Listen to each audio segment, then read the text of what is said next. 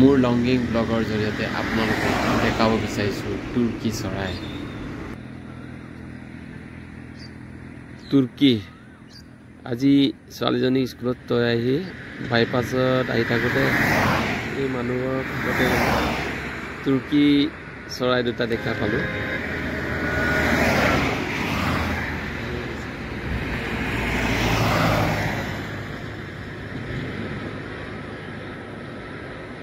বা বহুত মস্ত ডাঙৰ দেখোন।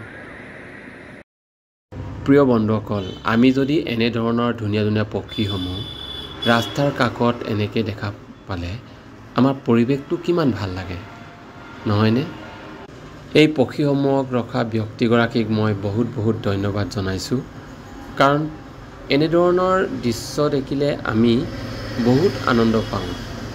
আৰু ইয়াৰ লগতে মই লখিমপুৰবাসী ৰাইজক অনুৰোধ জনাওঁ, বাইপাছৰ দুয়োকাষে থকা হেজাৰ, কৃষ্ণচূড়া আৰু সোণাৰু গছসমূহক যেন অনিষ্ট নকৰে। এই গছসমূহে এদিন আমাৰ লখিমপুৰৰ সৌন্দৰ্যতা আৰু বঢ়াই তুলিব।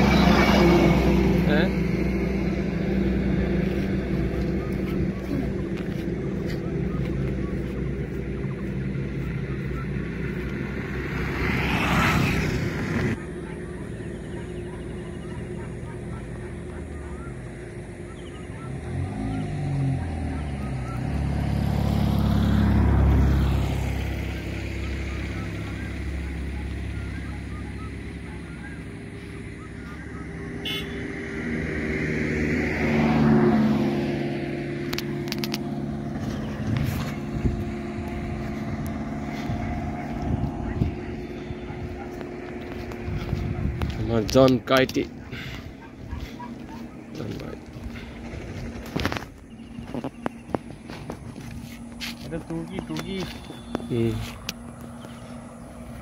Turki.